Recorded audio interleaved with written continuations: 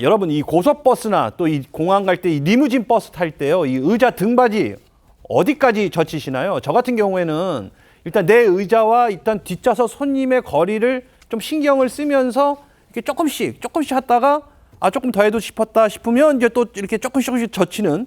그런데 이 버스에 탄 한 손님이요. 이 뒷좌석 사람의 거의 무릎에 닿을 정도로 의자 등받이를 젖혔다가 이 실랑이를 벌인 일이 온라인에서 지금 논란이 되고 있습니다.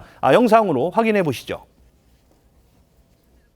이제 누워서 가는 리무진 버스가 아니라 일반 버스를 조금만 양해좀. 아니 근데 이것도 수비라고 만든 건데 뭐가 문제라니까요? 다른 사람한테 피해가 좀 되니까 양해 좀 구하잖아요. 그렇죠. 자유라는 게 남한테 피해를 주지 않는 선에서 자유를 노리는 게 맞잖아요. 제사인 거잖아요. 제가 꼭을 들어야 되나요? 자리를 옮겨드릴까요? 많이 불편하신 것 같아요. 아니 이 사람 불편한 거죠. 아니 캐릭터 해가지고 지금 그것 때문에 올려놓은 거잖아요. 아니 그게 아니야. 나는 조금만 올리가려고 했지. 내가 이렇게 막 누워서 이게 침대야? 안방이야? 아니 그렇게 불편한 차를 끌고 가세요.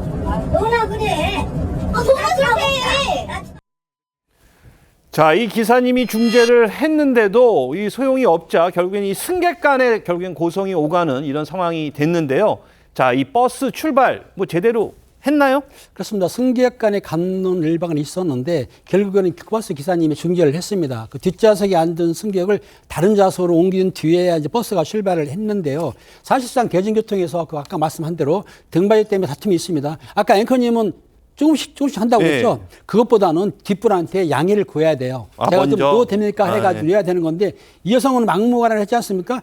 보통 이제 기사분들이 중재하게 되면은 일단락 되거든요. 이번 경우에는 고성이 오가고 다툼이 벌어졌는데요. 사실상 자동차 및 자동차 부품의 성능과 기존에 가는 규칙에 따른 25조에 따르게 되면은 그 앞좌석 등받이 있지 않습니까? 예. 그 뒷좌석 등받이 사이가 65cm 정도 이상 넘어야 되는데 일반 버스들이 사실은 65cm에서 71cm라고 하지만 사실은 좁습니다. 좁다 보니까 그런 다툼이 벌어지는데요.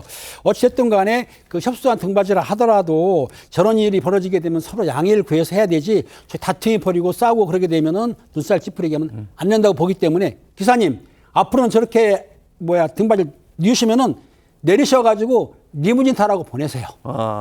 자, 그러니까 이 어떻게 보면 이 앞좌석 손님은 이 등받이를 젖힐 권리가 있는 거고 또 뒷좌석 손님 같은 경우는 버스의 공간을 또 침해받지 않을 권리, 이 두 가지가 충돌한 상황인데, 자, 이 만약에 법적으로 이게 맞붙게 된다. 어떤 결론이 나올까요? 우리는 버스 그 등받이를 몇 도까지만 젖혀야 된다 이런 규정이 있진 않습니다. 이런 규정이 없다는 것은 사회상규상 우리가 적당하게 우리 서로를 배려하면서 이제 사회에서 통용되는 기준으로 이제 앉아야 된다라는 걸 말씀드리는 것인데요.